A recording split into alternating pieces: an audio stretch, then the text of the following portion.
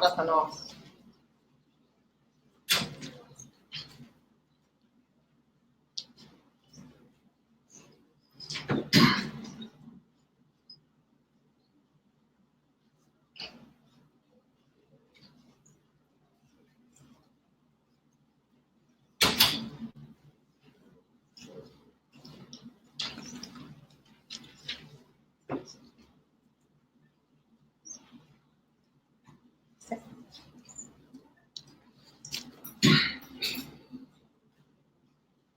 Hello, everybody.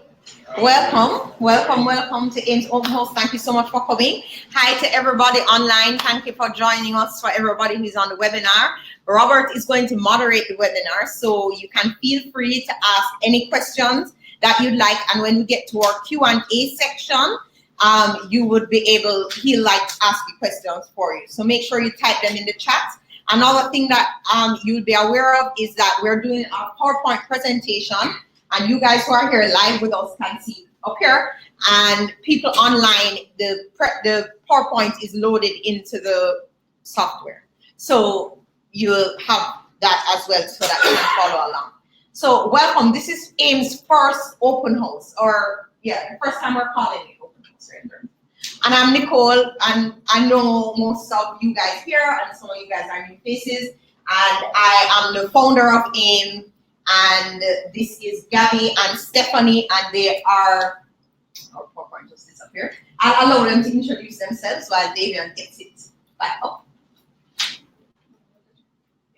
All right, I'm Stephanie, so I'm a college counselor at AIM, and So I'm Stephanie, I'm a college counselor here at AIM. I'm also a tutor and run the tutoring center as well, manage and do all those sorts of things. So before I started at AIM, I worked at a small liberal arts college in upstate New York called Bard College. I was an admissions counselor there. So Nicole will tell you that I denied a lot of people, but I also accepted a lot of people in my college. And so I have a good sense of what happens on both sides of the table. You know, sort of the process that is done to select students, and then what is needed, what students need to do in preparation for the entire college process. Hi, I'm Gabby. I'm also another college counselor here, and tutor and general manager.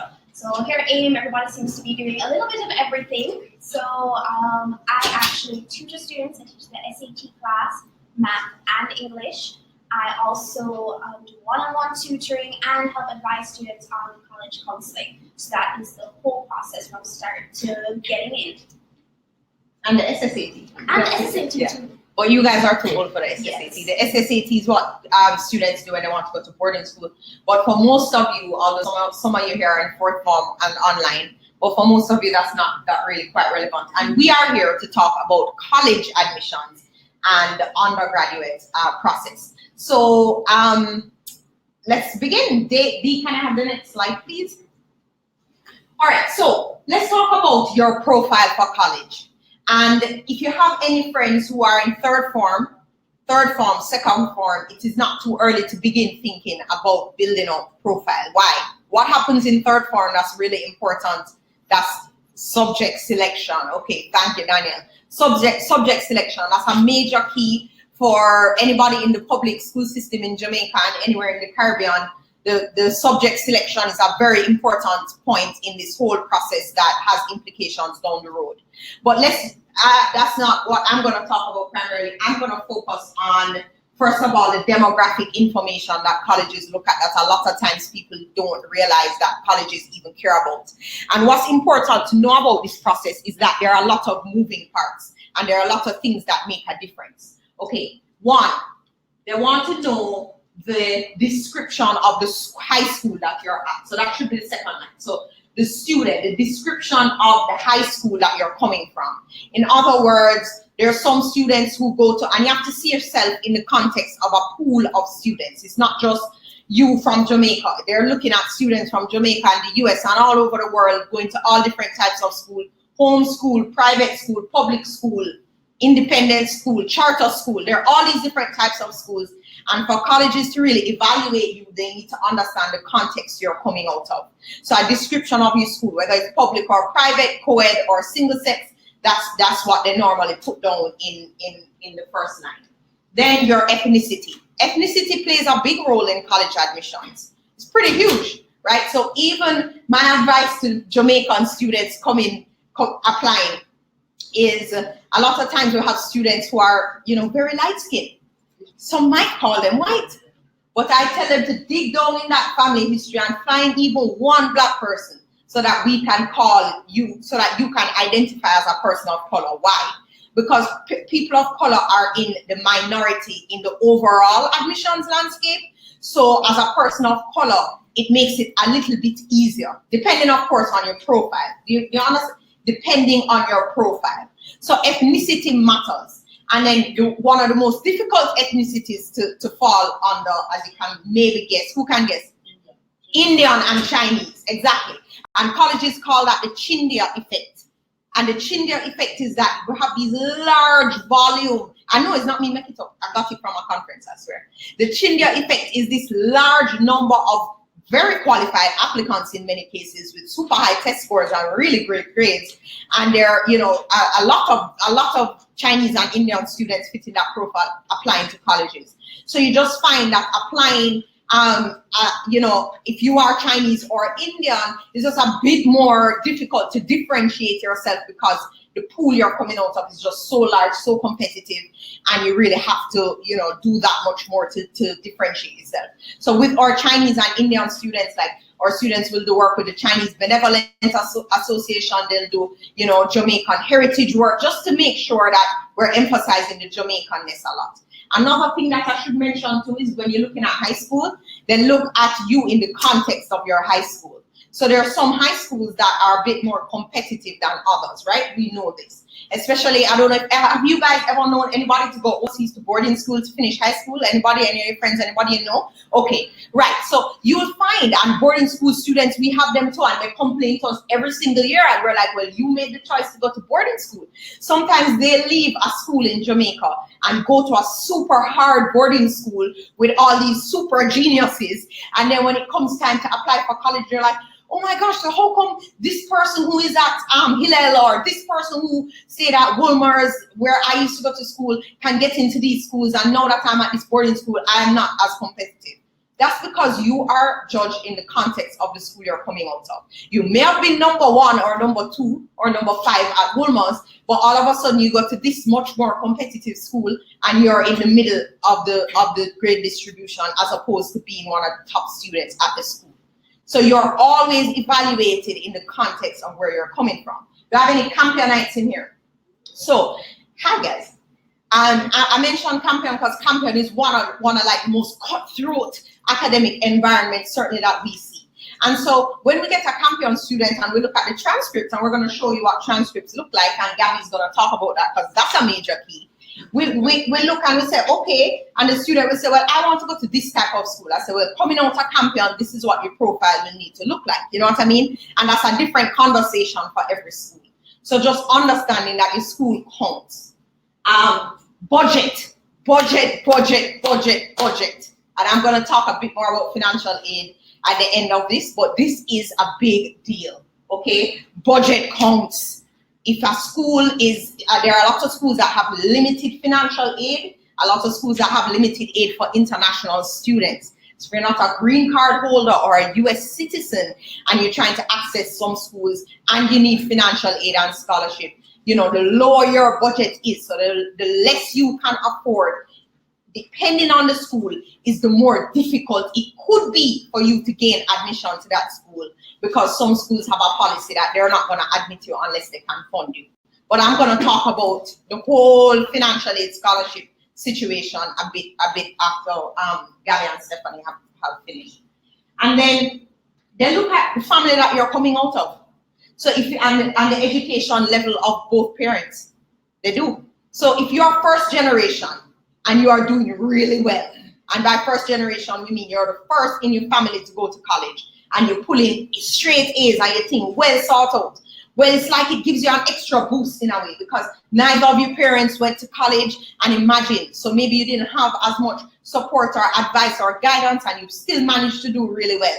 Colleges will be like, wow, awesome. But if both of your parents have PhDs, it's almost assumed that you have the guidance and the support necessary and you should have been able to produce at a certain level. So that's how they look at it. I know. So some people are like, Mommy, why you bother with the PhD for? But no, but it is something that, you know, they look at the context of what you're coming out of, what opportunities you would have had exposure to, and what you've done with the opportunities in front of you. So that's a big one. And then, of course, they look at just the family in general, the family profile in general.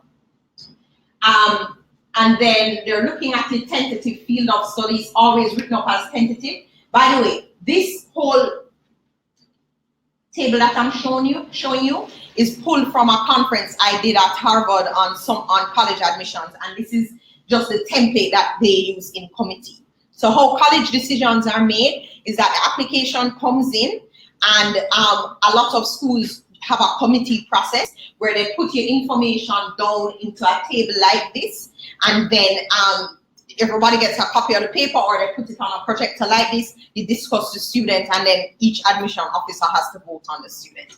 So I presented it to you in a similar way, just so you can get a sense of what really happens inside the admissions office and how your many years of hard work, how it kind of all comes down to this, you know. So tentative field of study, what you might want to study. That will make a difference to colleges, especially if they have an overpopulated or underpopulated major, which you might not know. But if, you know, like a Johns Hopkins is kind of difficult, more difficult to get in there as a pre-med because everybody is applying there as pre-med, you know what I'm saying? So you have to kind of understand how your predicted major, even if you haven't decided yet, can make a difference. And how committed you are to that, whether you say, sure, I want to be a doctor, which by the way is the kiss of death for US admissions. Don't tell them that you want to be a doctor, especially if you're international, because they know that getting into med school in the US is so hard, and that they don't offer medicine as undergraduates anyway. So they're kind of wary of those students who all they want to study is medicine, because they feel like if they accept them, then they're not going to be happy and may not find satisfaction. A lot of them realize when they get to the school that medicine is not a major for US schools undergrad, and then they drop out. And yeah, so that's just a piece of advice for you, USs. And then the activities that you do and how those might play out, which Gabby will talk about a bit. And then, so after that, then they start to look at transcripts and scores and so on. So maybe, Gabby, you want to pick up on the transcript and or Steph wants to pick up on that? And you can come closer just for the.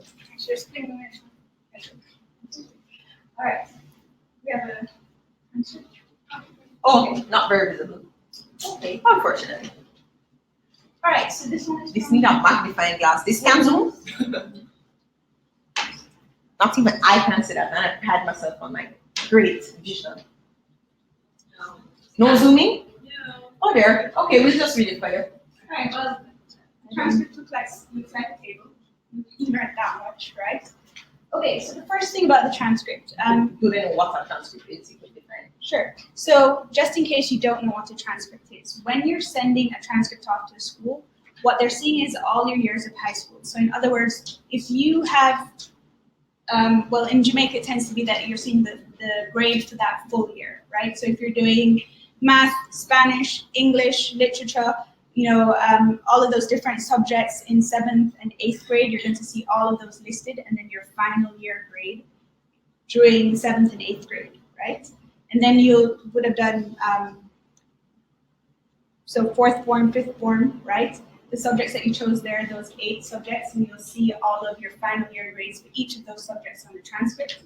And then your lowest 6 year, which subjects you're taking, and that final year grade for each of those subjects. So in essence, they're seeing all of your work that you've done, all the final grades for each year, for each subject since 7th grade forward. And sorry to interrupt, I just want to speak to the slide since nobody can see it. This is an example. We wanted to show you examples from different schools. This is an example from Wolmer's.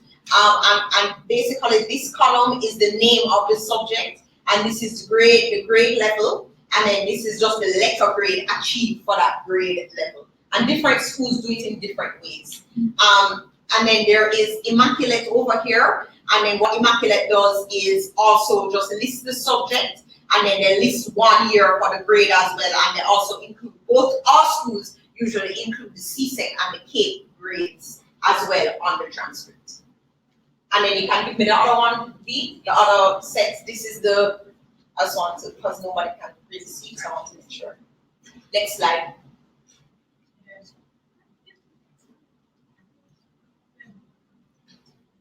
And you just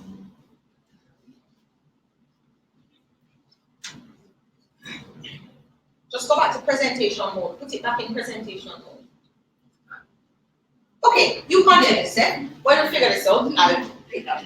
Okay, yes. So what's really important is with the transcript, I think a lot of people pay attention to external exams in Jamaica, right? So how you're going to perform on CSEC and how you're going to perform on CAPE. And that's really important as well. We need you guys to be getting, the best possible grades that you can, which of course we all want, right? But we also need you to pay attention to the transcript because admission officers are looking at how you perform over time. They want to see consistency as well. Not just that you can study for an exam, do really well at that exam, but that you're committed to, participating in class, handing in your homework. All of those things are really important too. To see that you can be consistent, basically, right? And so that's why no matter what year you're in, you need to make sure that you're doing well in school because it's going to be reflected on your transcript. You can have, for example, all ones on CSEC, but you have a transcript with a GPA, which is like your cumulative performance, right? The GPA of a 3.0, right? And that significantly lowers your chances at some really competitive schools, right? So it's important that you have a high GPA that is reflected in your transcript as well as those really high external exams. One thing that you want to be thinking about that needs to be reflected in your transcript too is what areas of study you're pursuing, right? We have a tendency to either in humanities or in sciences or business. American schools in particular, not for Canada or for Europe, Canada and Europe, if you're doing things like engineering, then you definitely need to do physics, chemistry, math. There's subjects that you need to take. But in America, they want to see someone who is very well-rounded, right? And who has an interest in many different areas, which is why they want to see students taking classes in what they call the core five, which is math, science, English, a foreign language, and what am I missing? Social science. And social science, right? And so, even if you go into upper six having done, all the sciences, make sure that you give yourself a chance. So if you're taking a foreign language, right, that could, really up your game in upper six if you're taking biochemistry, communication studies, math, and your foreign language, right? Because in that way you would have science, you'd have math, you'd have foreign language, and then communication studies counts as English here. So you're doing as best as possible in your system to replicate what's happening in an American system. Because in American high school, you don't get to select subjects at all. You just have to do what they give you. And what they give you is the core. And you have to do history. You have to do math. You have to do, you just have to, you don't have a choice. But one thing I didn't want to get misinterpreted a while ago when Steph spoke about engineering. If you want to do engineering in the US, you still have to do the math and the science in the same way. It's not like, you just so you realize that the core five though is designed so that anything you want to end up doing, you have the subject prerequisite for. Because think about it. There is no subject, there's nothing that you want to do in Canada, US, UK, that if you do those 5 subjects, you're not equipped and prepared to do. Nothing. But if you don't do the math, there are some schools in Canada where you can't do business at all if you haven't done math. If you don't do math, you can't do computer science, period. In fact, you can't do a Bachelor of Science degree, period, at many schools if you haven't done math. And when I say math, which level of math everybody think I'm talking about? Not CSEC, right? Oh, you know what I was saying. I'm not talking about CSEC math. In fact, you guys have done the SAT, many of you, so you know that there's a bit more math on SAT than CSEC even teaches. So CSEC is really not even regarded as the completion of high school math according to US standards. So if you were thinking that you were going to stop at CSEC math and do a clean swerve, I would like you to kindly, as people shaking their head in misery, I didn't mean to deliver bad news today, but I want to just deliver the news so you understand very clearly what is taking place. That there are lots of things that you need to do or might want to do that you don't understand or realize that math is a prerequisite for. But it just is the way it is. Does anybody have questions on that? I saw a reaction to that. Anybody have a but suppose to that? Yes. Add math is fine. Add math is fine. If you go up to add math, usually that's fine. For SAT, that's definitely fine. But you still find that if you're trying to do engineering, they want CAPE math. Don't play around. They want that CAPE math if you're trying to do engineering. If you're trying to do computer science or bachelor of science in Canada, CAPE them say, at least unit 1. The person, they have CSEC, they also have ADMAT. They have to do that pure math and ADMAT. So CSEC, they have, the question is, guys, if somebody has CSEC math and ADMAT, do they need to do pure math and applied math? Okay, there's never a scenario where we have found people need to do applied math. Have you ever encountered that? No, never. People want to do applied math when they just love math so much that they can't get enough and they seek applied math, which is a great way of demonstrating extra interest, by the way. It's like, that's what colleges look for. If your thing is math, then you try to take advantage of every math thing that exists. But no, applied math would never necessarily be a prerequisite of anything. But CAPE math is a prerequisite for some things, not all things, some things. So if you do up to ADMAT, you're covered for the SAT, you're covered for the ACT, but you're not necessarily covered for the major at the school you would want. It just really depends on what that major is. If you are thinking engineering though, you need to take CAPE math. It just is. And I have a student who is at Howard University who is a business major, and Howard didn't require the CAPE math. But my God, is he struggling in tutorials because he didn't do it. He did not do the CAPE math. And everybody's math in his class is ahead of him because he only has CSEC math. And all he can talk about is, if only I did know. So that is one of the reasons why we even decided that we wanted to have open house, because we just want you to know things, like, and to then be able to advise your friends or your sibling or your cousin or whoever is at the point where they're selecting subjects, that this is a big deal. Now, anything you do outside of the core 5 is fine, but that's called an elective. If you elect to do POB or accounts or, you know, those kind of subjects, then that's fine. But you can't stack. A lot of times, people who intend to study in the US stack their course load with accounts, thinking it might be a prerequisite if they want to major in accounts in college. It's not. It's the math that is a prerequisite. You know what I'm saying? Because they teach you everything else from scratch. So if you select the core 5, then you are basically covered. And then when it goes to CAPE selection, now you try as much as possible, as Stephanie said, to keep the core 5 going. When you go to IB, you don't have a choice because you have to select broadly. That's what they do. Prepare you broadly across the curriculum. And then, of course, if for my overseas people joining, you know, at that point, you have to choose which honors class, which AP class. And the rule of thumb here is that to stand out in a competitive admissions process, you just have to try and go above and beyond and demonstrate extra interest in the areas you're interested in. So for CAPE students, a lot of times it looks like doing 5 CAPEs instead of 4. Depends on your goals. So what I'm saying is not a blanket application to everybody, because maybe you're not interested in a super competitive school and that's not where you're applying. You know what I'm saying? But if you are, then you want to do extra. You can't just do what everybody else is doing, or else you won't stand out. So in a CAPE system, to stand out, I would be doing an extra CAPE, for example. Any questions on that? Yes.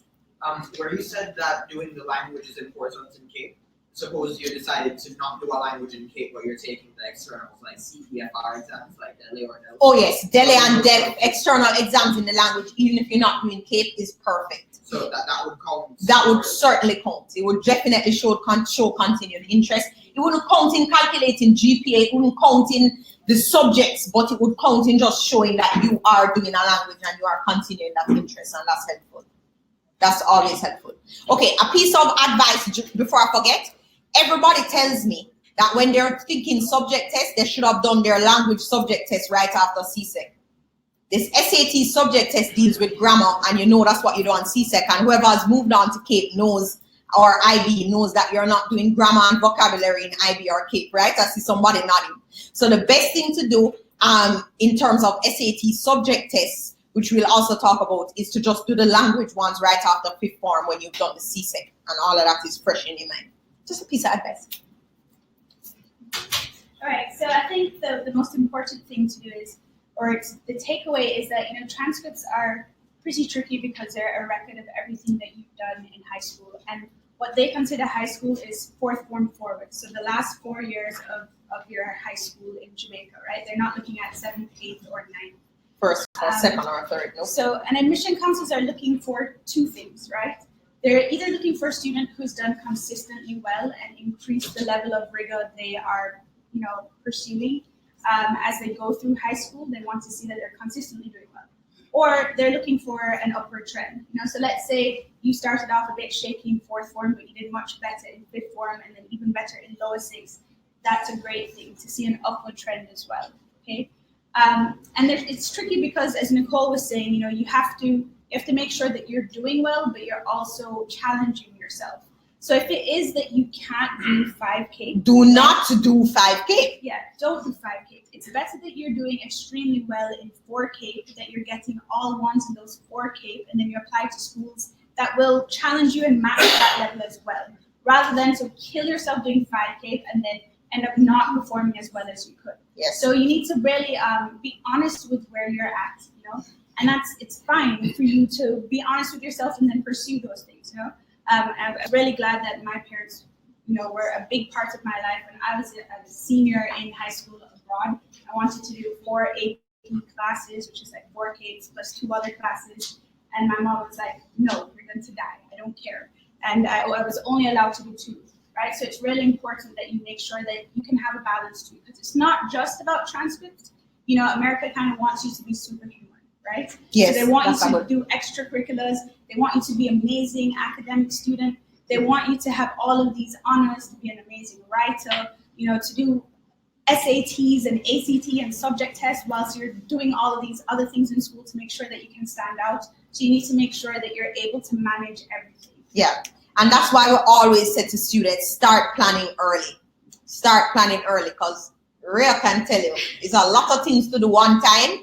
And Rhea just finished her applications like 3 days ago or something and submitted everything. And it can be a lot of pressure and she started relatively early. When did you start? Lower 6, right? But we have really found that the students who really start plotting and planning this thing out carefully in 5th form tend to just experience much less stress and tend to just kind of move through it in a smoother way. So it is important. Now, a note about transcripts. How many of you have ever seen your transcript? How many of you knew what a transcript was before you came here today?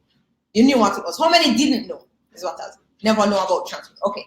All right. So colleges won't see report cards. The only thing they'll see is this. I cannot tell you how many times I tell a student, bring your transcript, because I have to see a transcript. Or is you telling me that you do really well in com studies and what the transcript have to say could be very different. In fact, sometimes what your report card say is different from what the transcript says. There have been many cases of errors in transcript. Imagine an innocent typo costing you millions of dollars in scholarships.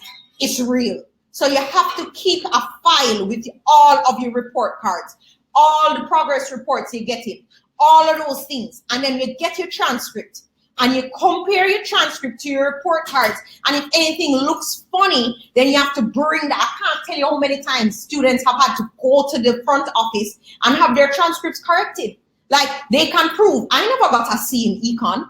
What is a C doing on my transcript? And literally that C could be the reason you never get into the school you wanted to, because it's that much of a competitive environment. So if the one thing you leave here with today is the fact that you need to see your transcript, you need to be keeping your report cards, and then you need to compare to make sure your transcript is accurate, then I would have been happy. Like, mission accomplished, because there's so many transcript errors that really get in the way of student success, and the student doesn't even know it. So get a copy of your transcript. Now, if you're a campion, they're not going to be a copy of your transcript until after lower 6 is complete, because they don't want you to leave and you sign a contract, whatever. So if you're in a campion, you need to get it in 5th form so you can just assess and then get one again. at the end of law 6. But it is very important. It can look very different from your report card. I have a student who said, my GPA is 3.8. And when the college tell me, they're like, no, we calculated it at 3.4. Yo, that's a very big difference, 3.4 and 3.8. So sometimes you all think you know what your GPA is. And when college get that transcript, that's not your GPA. That makes a big difference to scholarships, the type of schools you can look at. I mean, this transcript thing is a big thing. And colleges recalculate. Yeah. Okay, so some colleges, not all colleges do this, but some colleges do something called recalculating, which means they take out all of the electives that Nicole was talking about. Most colleges do it, right? yeah. So if it's not in the core 5, right? So the math, science, English, language, and social science, right? So like MOB or art, what they do is Or accounts. they take those grades out, and then they average only the core 5, and then they average your 4 years in those core 5, and then you get your GPA. That's what you call a recalculated GPA, which is, yeah. Which means if your highest grade is an A in art Or PE. yeah, they're taking that out, right? And Sorry, that lowers your GPA significantly. No, of course, if you're applying to an art school, Yeah. and you're gonna do art or something in the creative field, clearly that wouldn't apply to you. You understand what I'm saying? So you have to, it's different for each student, it's different for each school, it depends on what you're interested in, but by and large, this is what colleges do. So you have to be very conscious of that, and GPA is something you have to watch because it's very much tied to scholarships. GPA and SAT and ACT score, normally there's a formula they use sometimes to just determine the amount of money you'll get depending on the school. So there's nothing to sleep on. You gotta really pay attention to it. What do you think the minimum GPA for like good scholarships? Strong scholarships that fund you, like, because there are scholarships and there are scholarships. You can have a $70,000 school fee and a $2,000 scholarship. I don't know about you guys, but when I was going to college, my father did not consider that one a scholarship. The $2,000 out of 70 wasn't going to work. So, the larger scholarships I definitely see starting at 3.5. Definitely. And below 3.0, for most schools, the big scholarships it's just not happening. And a 3.5 is a little over a B+. A 3.3 is a B+. So just letting you know the kind of average that you're looking at. And it depends on the school and how competitive it is too. All right, so we finished with transcripts? Yep. You can back up 2 slides for me, please, Dee. Moving steadily along. Testing. Okay, so there are 2 kinds of tests that you can take to enter college in the United States. The first is SAT, and the next one is ACT. They're equivalent. It doesn't matter which one you take, okay? As long as you take one of them. But when you take one of them, you choose that one and you stick to that one and you study for that one and you test in that one. And you don't get crazy trying to do more. Exactly. And if you scored not the score you wanted on the first one. Why you sad like that? Exposed. Okay. So if it wasn't the score you wanted on the first time, stick to that same test, right? You've already started to prepare and learn on the strategies and use those strategies for that test. So it's important that you continue in that test, okay? So the SAT is on a 1600 scale. Most of you guys know about the SAT and the ACT. Yeah. I don't want to be giving you info that you already. Do you need me to repeat or no? Are you good on the SAT, ACT? Everybody good? No. Okay. Not ACT. The ACT. Yeah. Okay, so the ACT is on a scale of 36, and there are 4 sections. There's English, writing, math, and then science. Okay. So Gabby will be able to tell you a little bit about math and science. We'll break it up. Okay, sure. So you want to start with math? I come over here, so because the people on the webinar have questions, I'm very excited. Yes. All right. So for the math on the ACT, I find it's a little more straightforward than the math on the SAT. So for anyone who's actually looked at an SAT math paper, you know that the questions are very wordy. They're not straightforward. They're not giving you an equation, tell you to calculate most of the time. They're giving you a long story, and you're trying to figure out what exactly you need to do. The ACT is not like that. The ACT is a lot more, this is what we need you to solve, figure it out. But the downside for a lot of students is that the timing is a lot more intense. So you have like a minute per question, less really for a lot of them. So you have to be moving really quickly, and it's 60 questions in one section. You have to get through that start to finish. And it's a lot for some students to get through all of that. But if you are on the faster side when it comes to working out math equations, then it can be quite good for you to try the ACT. Just because that means you can actually manage to finish it. Then you might the questions are more straightforward. So you don't really have to go, in as much in-depth thinking or any sort of critical thinking really about it. So for the English, I mean, even if you're able to finish fast with math, you need to make sure that you're able to finish fast with English as well. So in the section that tests grammar, right, which is the English section, you'll see that they actually give you 75 questions to answer in 40 minutes. And it's really focused on the really technical parts of grammar, so like punctuation, subject-verb agreement, pronoun agreement, modifying. So you have to just know the thing. All those things, like you have to know it and you have very little time to answer it. And the same with the reading section. Sorry, I called it writing earlier. Yes, writing is the essay section, but there's also just a reading section. And the reading section is 35 minutes with 40 questions. It's also really, really fast because each passage is really about 2.5 columns. So my SAT kids here, some of them will tell you, oh my gosh, the SAT passages are so long, they're so boring. Can't do this. Step, what can younger students do now to avoid the pain of the reading passages, please? Because we have some younger students, and some of these students have siblings who they can save the torture. Yeah. So this class, we actually had a competition where I had students try to read articles. It would be nice if more of them, competed. But we had one particular student who read a lot of articles. She read over 100 articles.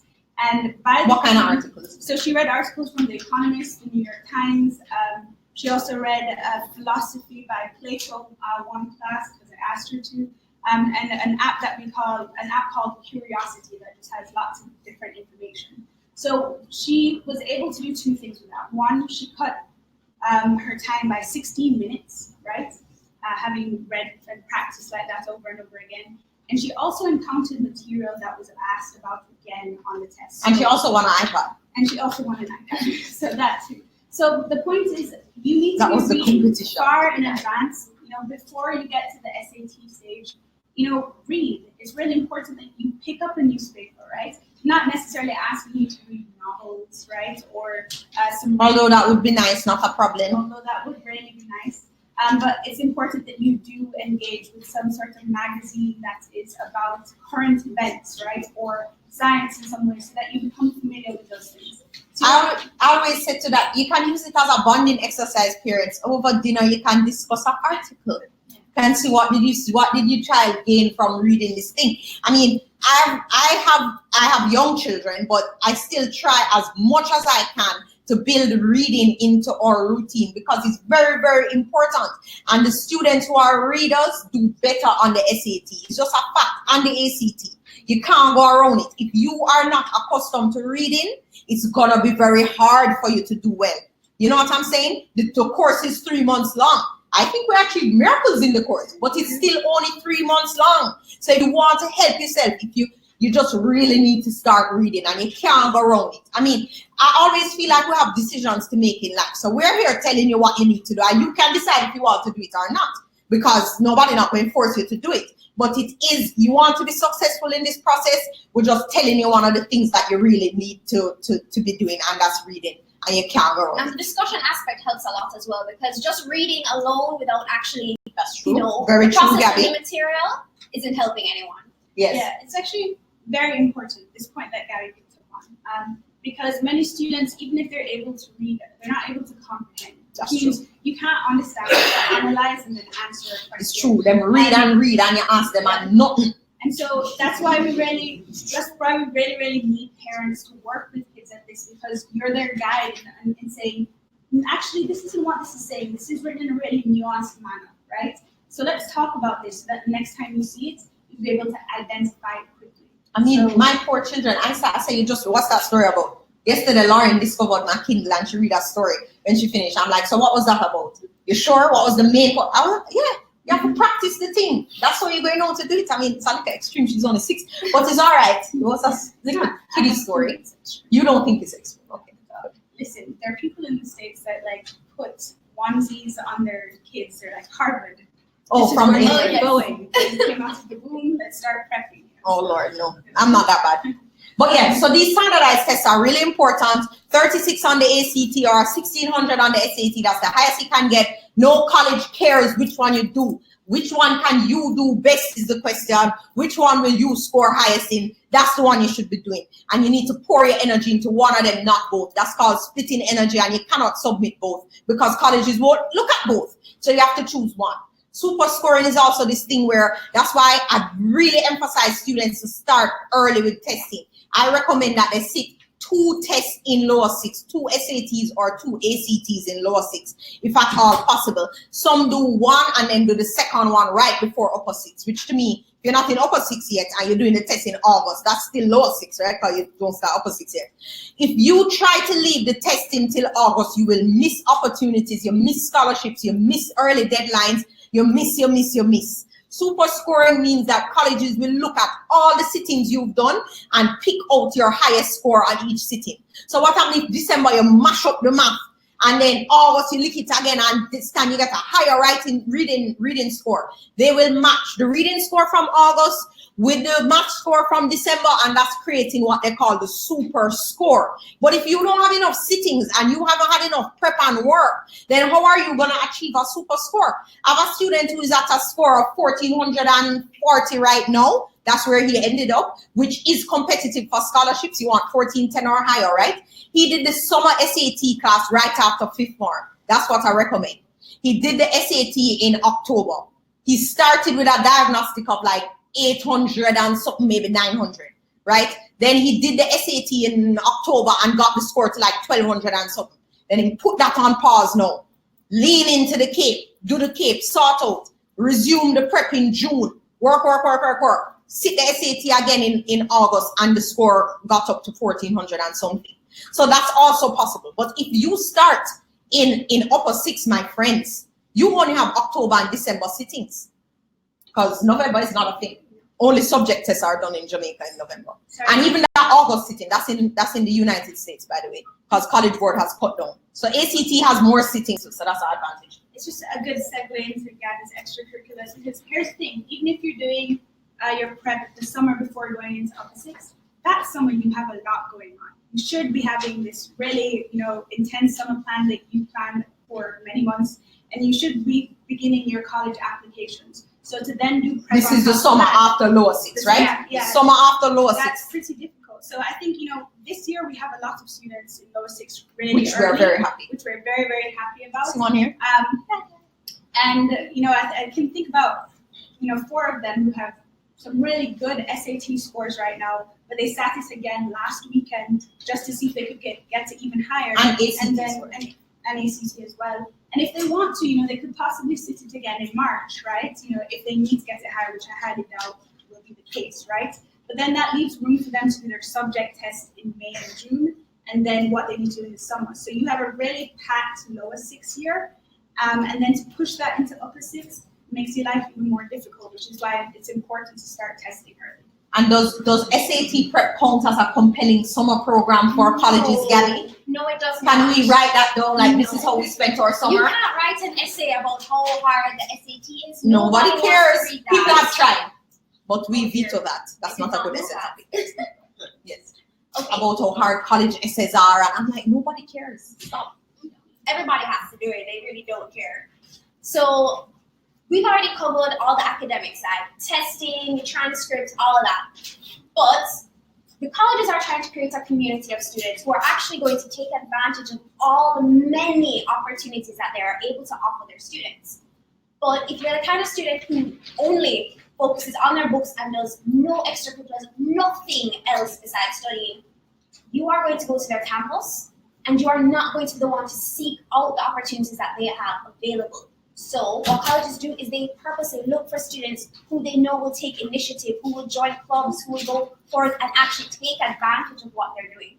Because it doesn't make sense if you go to a college that has all these many programs and internships and study abroad and clubs where you can join, competitions you can do, and you do nothing besides go to the library, go take class, and go home. Yeah, colleges don't want that. They Because don't then their want whole that. campus life would pop down.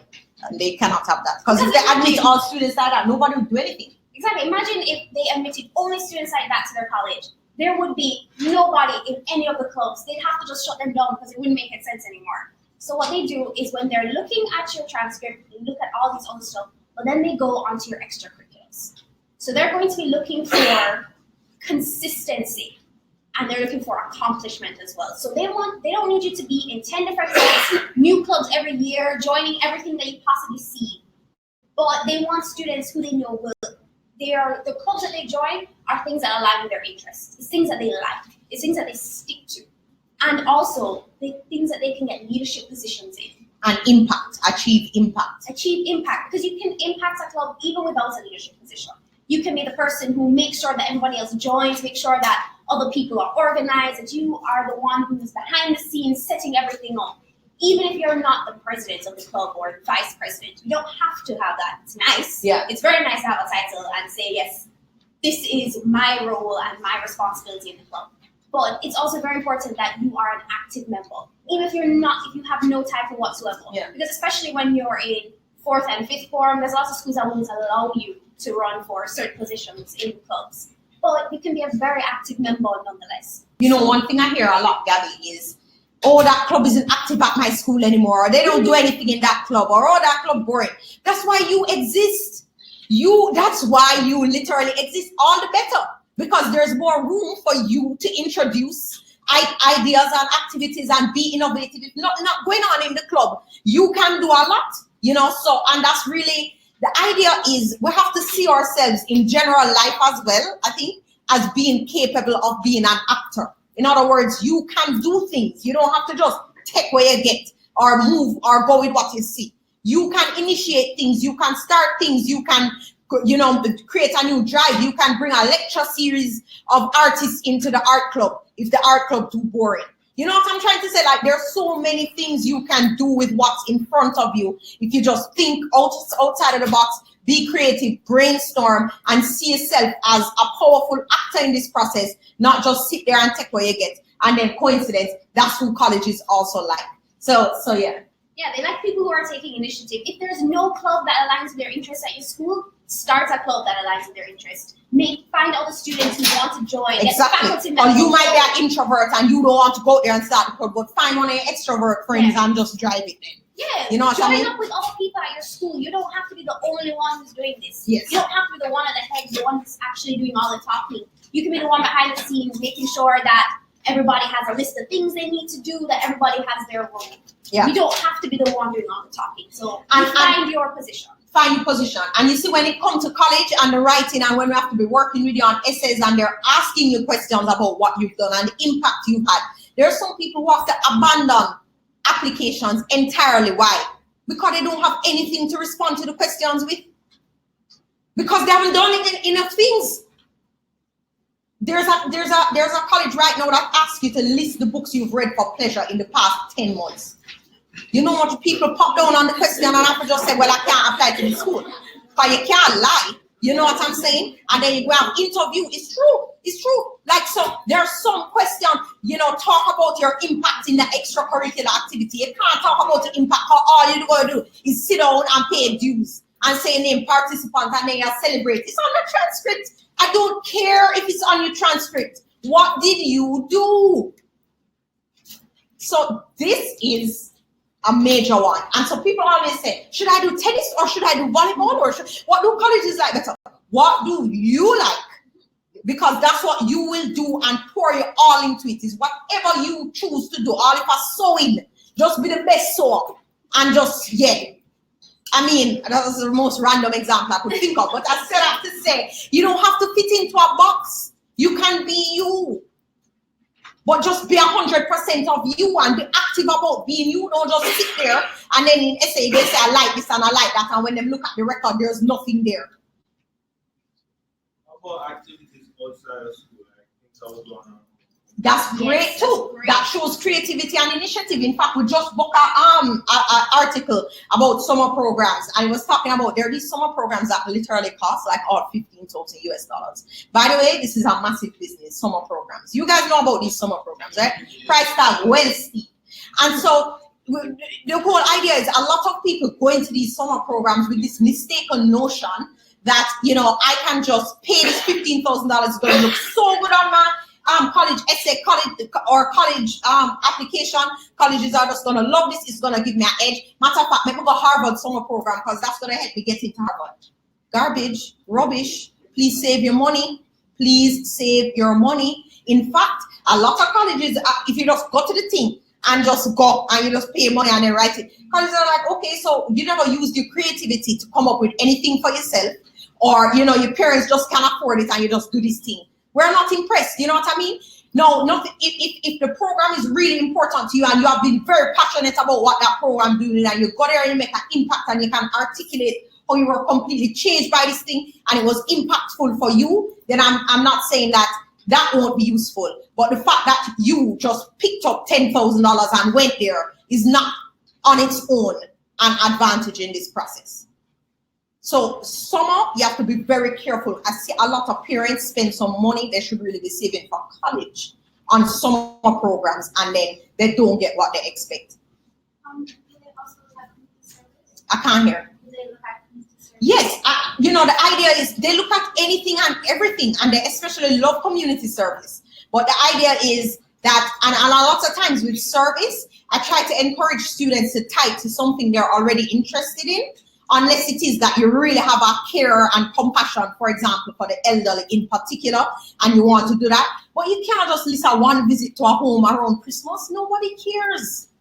It's painful what people try to put on their college applications. I did that one time in 2017 for 2 hours. Okay, want a medal? Like, because colleges don't care. Consistency. Am I doing it over time? Like today, Daniel is fresh in my head because we just had a meeting. So she moved schools, right? And she's showing continuity even in the activities she was doing at her previous school, even though she has moved to do a different sixth form program. So it really shows that there's an authenticity of interest there, you know? So it's not that, so community service is very valuable as long as you do it over time. If one time you did the pink run, nobody cares. These are these one-off things that you're just trying to pack up the application with, and colleges just cut right through it.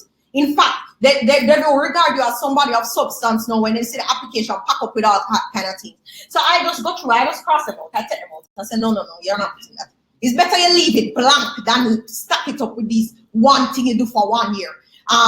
For 2 hours for 1 year. And this is why I emphasize the importance of starting to plan and think early, because these are some things that you may not know or realize. Now, if you had a deeper involvement in the Pink Run, where you organized a fundraising event or you did whatever and you did the Pink Run, then that's different, okay? But just, you know, showing up for charity, although it's great, it's not like gonna be this huge plus on the application. So tying service to what you're interested in. On that note, I've had students who are interested in language, and they've started a language program for inner city students during the summer. This summer, we had 2 young ladies who we had to organize a STEM program for girls. STEM means science, tech, education, math. And they did is Kendra here? She left? Sorry, engineering. What did I say? Did you also have a kid who ran a whole honey camp with bees and everything, right? And Yes. It wasn't just towards it wasn't just for young children, it was for anyone in the community. So she had a mixed class of children and middle-aged people and all sorts of different things. So it can be anything, and as an admissions counselor, I've seen students talk about different projects that they've done. I think the most amazing one to me was a student actually started an ice cream company. I didn't believe it, and then I saw his ice cream in a supermarket, right? So that's like really extreme. That's really extreme, but I also wanted to realize that it's possible, right? Yeah, Not because you're 16 or 17 means that you can't do these wonderful feats, right? I mean, look at Garnett, right? That's true. Garnett is running some big businesses, right? So my point is, we have some students here at AIM that I think. And Tanaj is doing our hair care business. We have quite a few entrepreneurs. Right. So we have students that do that, and then we have other students that kind of say, and we're like, I don't know. It's really important that you know, right? Or that you be curious about finding out. Yeah, you begin to ask yourself, what am I interested in? Why am I interested in these things? How can I build on this from now, right? Yes. Because you don't want to be in your upper 6th year being like, okay, so let's talk about how we're going to write this essay, and then every answer you give us is, I don't know, right? Yeah. And we're more frustrated because we know you're full of potential, rather than Yeah, but we have some students that join our college advising program just too late. So you join in upper 6 And it's very, very heartbreaking and frustrating because you'll have a student with the most potential, with the best grades, with a really high SAT score, but then there's nothing else there. And they have high aspirations according to their academic goals, but the kind of schools they want to go to, or the fact that they need a full scholarship and they're international, well, the grades and the SATs for what you want just ain't gonna work. You need a bit more than that. So the point is here, you've done the SATs, many of you. Yes, I'm so happy that you have. But the reason I wanted to have this session is to emphasize that you have got to have more to your profile than the grades and the SATs, although those are a major key. But those alone, especially for those of you who are looking for substantial scholarship opportunities, the SATs and the grades alone are not going to cut it. And we're at an important time right now. Me and Daniel, and this is what we're doing with Lower Sixers right now, summer plan. What is the summer plan? Let's sit down and brainstorm what is happening this summer, because it can't just be Cannot be business SAT as score. usual. And we hope it's not just going to be filing. So Because what we're going to do, like, is that really going to impact you and help you to develop as a person? Is it really? It shows responsibility, but, and sometimes it's not your fault. The only thing them give you to do at the internship is filing. That's why we need something more than that. You know what I'm trying to say? So I really just can't sit down and ignore it. I can't emphasize it enough. I can't emphasize it enough that the extracurricular impact, how you contribute to your school. One of our very successful students who is at Stanford now, one of the things that stood out for her application was that she helped her school a lot in her area that she was interested in. Like, she was interested in tech stuff and she was able to help them, like, with their systems and things, because she was applying that talent in that area. And that's important. I have a student who is at USF as well, and her summer activity was around teaching, sharing her love for marine biology with other people and running a marine biology camp.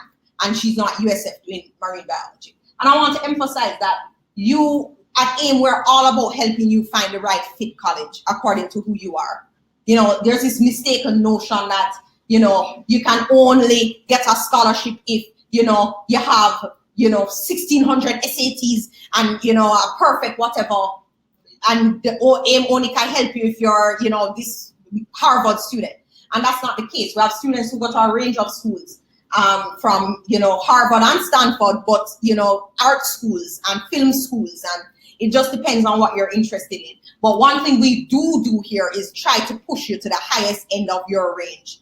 Just don't have the time for people who just don't want to do anything. We'll help you to figure some things out, but if you really don't want to do anything, then we are just not a fit for you. It's just a fit question, you know? So as long as you're interested and you want to do stuff, then we're happy to help you to really do things according to what your interests and passions are. So, I just wanted to say one thing for clarity's sake. So when Nicole says grades and SATs are important, I want you to think about that as just like opening the door, right? So admission counselors have a term called, this person is admissible, meaning they can probably do the work here academically because they have the average range that our school looks for GPA and SATs. But then every other applicant has that range now, right? So once they've sort of sifted through, this person can, you know, come to the school because of their academic standard. Now they're starting to say, well, what can they contribute, right? And so the differentiating factor comes in your extracurriculars and your passions and those sorts of things. your leadership. That is what's going to get you in after your grades. So your grades are important because that gets you to the next level. But what gets you accepted to a school is how you're standing out in these other areas. Yeah. Students applying for aid. It just is. It's just very competitive, so you just have to really work very, very hard and not even going to play around with that. So there are things in the process called hooks as well. A hook is when you have a special talent. Like there are some people who are academics.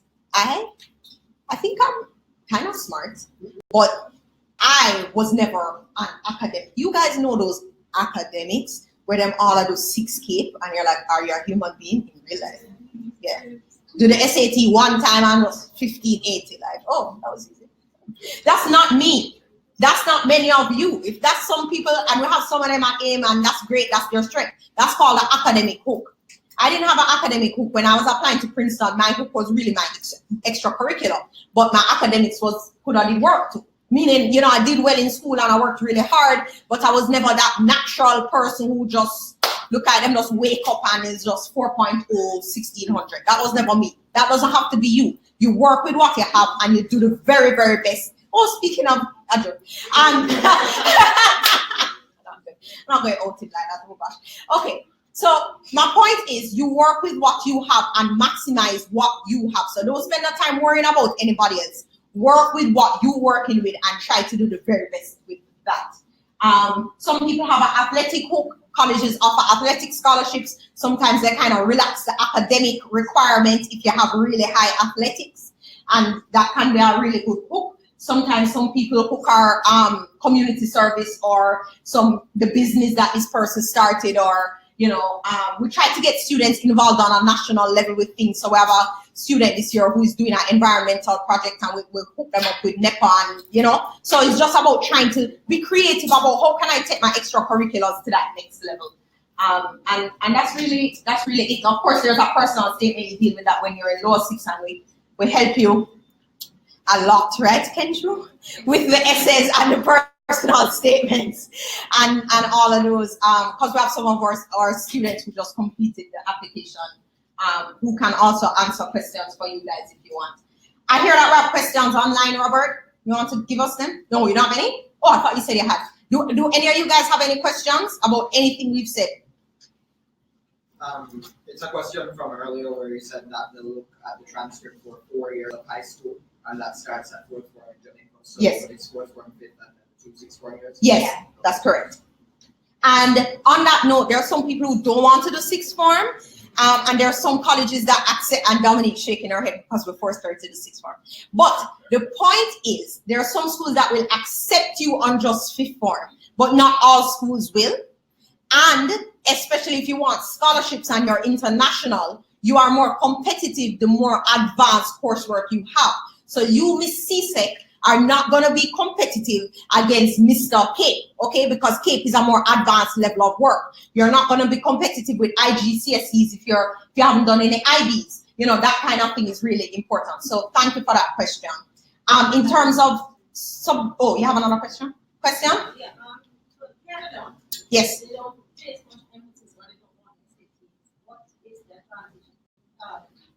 What do you need to get an advantage? And UK and Europe, some really strong grades and the right subjects for the major that you want. Really good grades. That's what they want. SAT doesn't work. For SAT, for Canada, no, not unless you're applying from a US school system. So yeah, they don't want that. They don't want that for UK, but they want really strong CAPES, and they want really strong predicted IB scores if that's what you're doing. Whatever curriculum you are on, they're about the grades. And of course, if you can pay, because a lot of Canadian schools don't offer the level of scholarships that other schools do. Now, let me move on to a very important topic, and that's financial aid. A lot of people don't understand how it works, and they run away. Thanks, guys. All right, financial aid. I am the money girl. I deal with all financial aid. I'm even doing a course on financial aid right now because I just want to know everything in the world about financial aid, because it is the key. There are so many students without that financial aid and without that scholarship, they're not going nowhere. Them could have do every SAT and every work hard, and if you don't get the money, you're not going. And that was our passion for financial aid and scholarships, because without financial aid or scholarships, I wasn't going anywhere either. And that was very real for me when I was applying to college. So yeah, it's my thing. All right, need-based versus merit-based. If you make over 175,000 US a year gross income across all parents, in some cases there are up to 4 parents in the picture because step parents' income is counted as part of this, then you're not going to qualify for financial aid on a needs basis. Many parents are very shocked and horrified to hear this, and it is very sad news. But it's just news we have to deliver, okay? Colleges are not going to think that you have need. You might think you have need based on your retirement plans or your pension or how much children you have, etc. Colleges don't think you have need. 175,000 US dollars gross income across all periods. Now, if you have more than one child in college, that could be a little bit different, okay? In college, then it could be a bit different. But that's usually the figure around which we see financial aid start to taper off, all right? Need-based. Merit-based is based on merit. So you could be Bill Gates and get merit-based aid because it's based on your child's merit, whether athletic, academic, artistic, etc. That's what people commonly refer to as scholarship, okay? Now, the need-based is only, there's a set of schools in the United States that only deal with need-based aid. It's just their philosophy. Stanford, Princeton, Yale, Columbia, Harvard, MIT, etc., etc., etc. is all about need. It breaks my heart when the parents cannot, well, let me get it straight. When the student has worked extremely hard, have their heart set on a Stanford, get into a Stanford, get the bill of 70,000, and the parents are like, we're not paying this, but they couldn't qualify for the need. But the point is, they also don't want to spend $70,000 a year. But Stanford doesn't care about what you want to do or don't want to do. They have determined that you can afford to do it. So they expect you to do it. On the other hand, I have students who get a bill for literally $0 or $2,000 for the year. But that's because their parental income is that much lower, okay? So does everybody understand what need means versus merit? Important distinction to make. Some schools only offer need, some schools only offer merit, some schools offer need and merit, depending on your citizenship and nationality, okay? Now, need blind versus need aware. This is another very important factor. A lot of schools, most schools are need aware for international students. That means the minute you tick that box of I am applying for need-based financial aid from your school, it makes it harder for you to get into the school. And the less you can afford to pay is the harder it is because they're gonna say, oh my gosh, Nicole, that kid is expensive, end quote. What they mean by you're expensive is you're gonna cost them a lot of money out of their budget. In fact, they can give 10 people $10,000 or they can give 7 people $10,000, but they must take up the whole 70 and give to you one. You must be real good. You understand what I'm saying? I think it's just easier to understand this whole process if you put yourself in the shoes of the admission officer. They are managing a budget. It's like when you're managing your budget, your allowance, your pay. You can't, it's hard for you to just take up a block of money and just spend on one thing unless the thing does good so till you're just like, all right, I'll sacrifice. Oh, I just saw it. Just think of it that way, you know what I mean? That's why we spent so long talking about extracurriculars and leadership and grades and SATs, because it's like you have to make yourself this really super worthy investment to colleges, where if you need that amount of money, they're happy to invest it in you, okay? So when people come to me with 3s and 4s, it's real. I am not Jesus off the cross. I'm not going to take your money and say, come to Ames College Placement Program and you're an international student needing a full scholarship and I don't know where to find that for you. I just can't do it.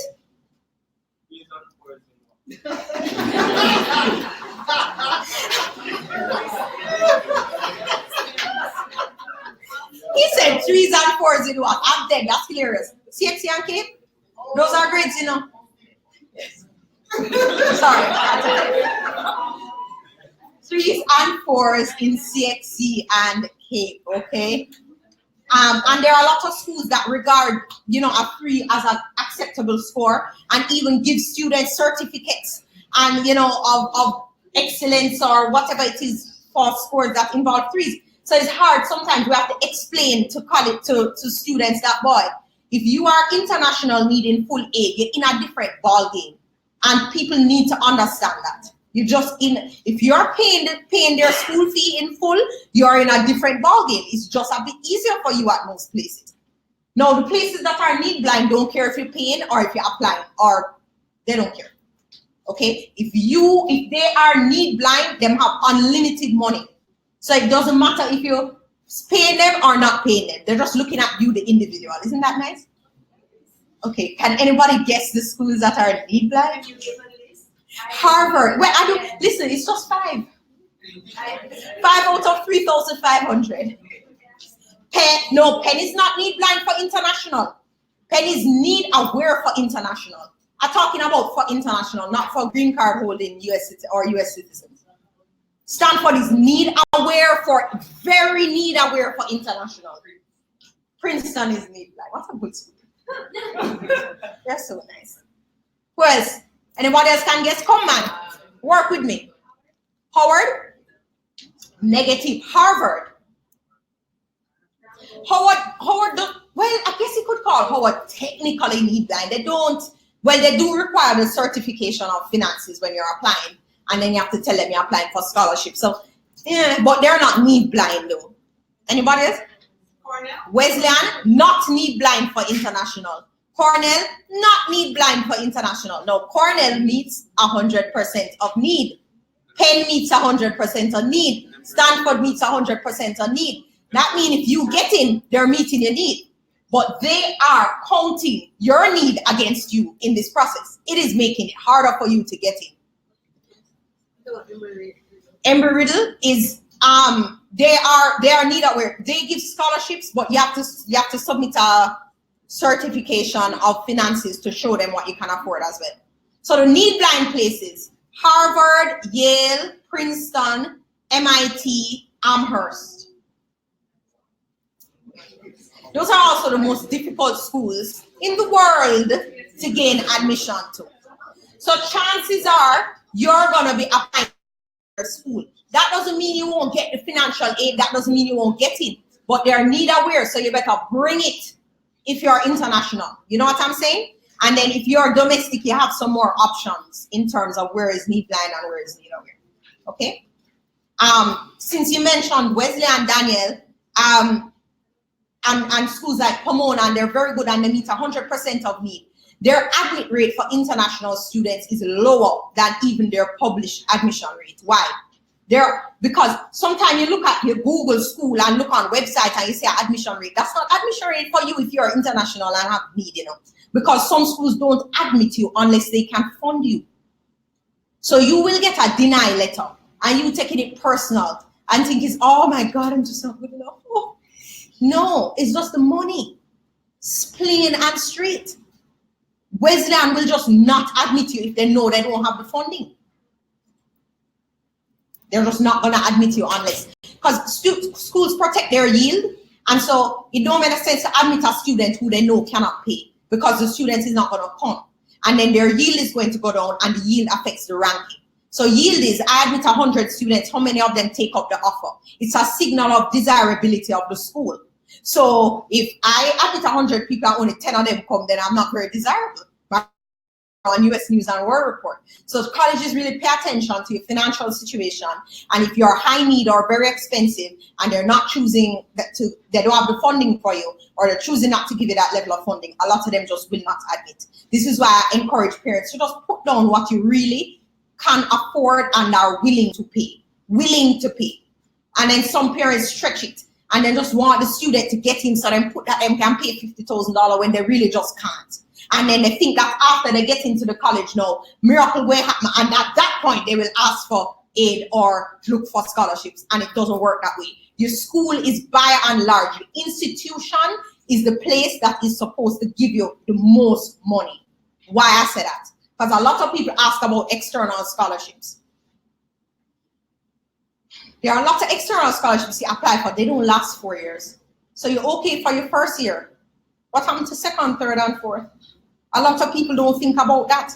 When you get money from the institution that you're at, that money is usually renewable every year once you meet a certain GPA. Now, if your GPA drop, don't bother call me balling because you never do your work and you're losing your scholarship, because a lot of schools are like that too. You have to maintain the scholarship as well. Okay. So how do you qualify? We just talked about it. It's all those things that we just talked about. The grades, the teacher recommendations are a major key. They're really important.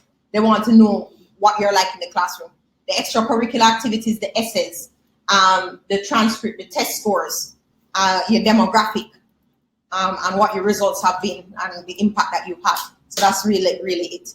And our college placement program at AIM works with students starting in 5th form. We do meet with 3rd and 4th formers, but those are more one-off. The program where you meet with us every 6 weeks really begins in 5th form, or January or 5th form, for students, and that's really a really great time to sign on. And then what we also do are these 1-hour initial consultations where you can come and sit with any counselor for an hour and talk about your individual situation, profile, case, and we can talk about all these factors in your context. And you can book those with us. They're $100 US, and you sit with us for an hour and work out a plan. And then after that initial consultation, you can choose to sign on to the college placement program. So can the students in our college placement program stand? So people, if they have questions, they can ask you after. But we've gone over. Hello. Daniel, you shy? We know that's not a lie. I mean, we know that's a lie. And Desmond as well. So these 1, 2, 3, 4 just came and stopped by. And Kenju is in upper 6, and so is Desmond, and then Daniel and Dominique are in lower 6. So that's where they are. So thank you guys for coming. If you have any questions, then you can surely. Yeah, I talked about it. Yeah. I mean, that was on another slide, but I think it's fine. Any questions? Make sure you select the right teachers, because people have made really bad, grave. This is the kind of process. It's so competitive. You're laughing. But you know, teachers will write bad recommendations. And I don't understand how you manage. You don't even know, say the teacher don't like you? Seriously? Guys, we have to be self-aware. We have to be emotionally intelligent here. If you know that you're always falling asleep in the math class, well then, that's not a good recommender for you. And this is a competitive process, so you find that just about anything can tank the application. Everything could have been going well. Your test scores sort out your transcript, your extracurricular, and then the teacher said, this man is always sleeping, or he's intellectually arrogant. One time there was a perfect straight A student, perfect SATs, and the teacher said, act like he knew everything and he's not very nice to his classmates. Oh well, rejected. Oh no. But all in mind, this man must really be a jerk, because why would you think everybody like you? Like, that's a lack of self-awareness. How you never know that the teacher just never in you? You need to know these things. Select carefully. I have students who go and ask their upper 6 friends about teachers. You know, that's important to do your research. Some teachers write better than others. Some teachers express themselves better. They can bring more color to you, you know, rather than just writing about how dedicated and diligent you are. So what? Colleges want concrete anecdotes, examples of who you are in the classroom. You know what I mean? Some teachers just write 3 lines for a recommendation and them just done so. You get a teacher who cares about you, who you built a relationship with, and those teachers should come from lower 6, okay? Not 5th form. It should be the most recent complete year of you that colleges are seeing before they make a decision. Can only, lower 6. And make it be in core subjects. Com studies being one of them, because com studies is English. Somebody say, oh crap. That's why, please tell your 3rd form friends to come and meet with us, please. Anybody book in 3rd form, because you need to kind of know some of these things beforehand. But com studies, major key. So some of you in lower 6, you can repair up the thing and you have half a year to. For the consultation, can you select who you would like to consult? Yes, on our system, so you book it online, AIM services/scheduling. You can actually book them right now because Lily has the iPad, and you select which consultant you want to meet with, and then you just book it for when you're available. You'll see when we are available, and then you just pick a time. That's how you book all meetings here. So Lily has the iPad outside, and you can book that right now. Oh, we have the iPad right here, and you can right there at that desk, and you can book it right now when you're finished if you would like to. We also are offering a discount to students who have been in our SAT class on the college placement program. And so you can find out more information about that afterwards, but that's something you can take advantage of, because you've been in our SAT class and we've gotten to know you, then we really, like to work with you as well, and like to offer that. It's called AIM Inclusive. Question? It's something about recommendations. Can you get recommendations from teachers outside of school, or it has to be teachers inside of school? We prefer very strongly, and most schools prefer very strongly, a teacher that has taught you in your school.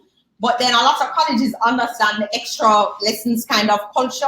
It just depends on the school and who you're getting it from.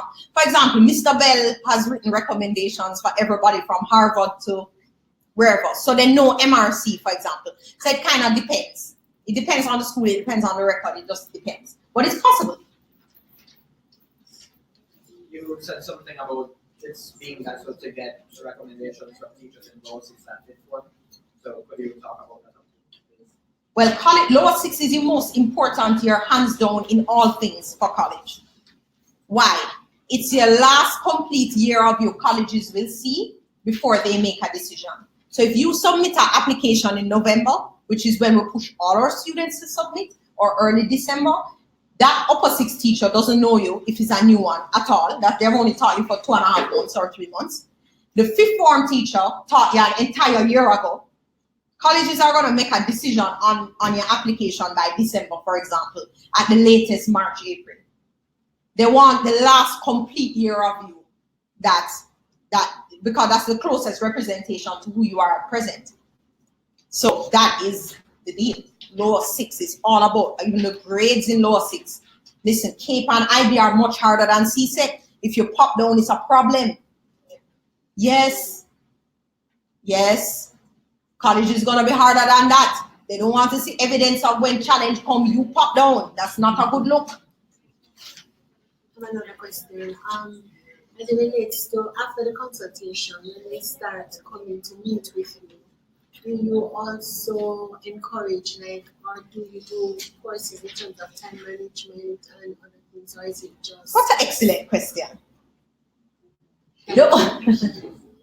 And the reason I'm very excited about this question is because I have just recently been at the beginning of an SAT class. I do a session with students about time management and study skills, and then I'm following that up with a Make It Count workshop, which is going to deal with more Make It Count for Teens workshop, which deals with more self-management, personal management kind of things. So that's something we're just introducing.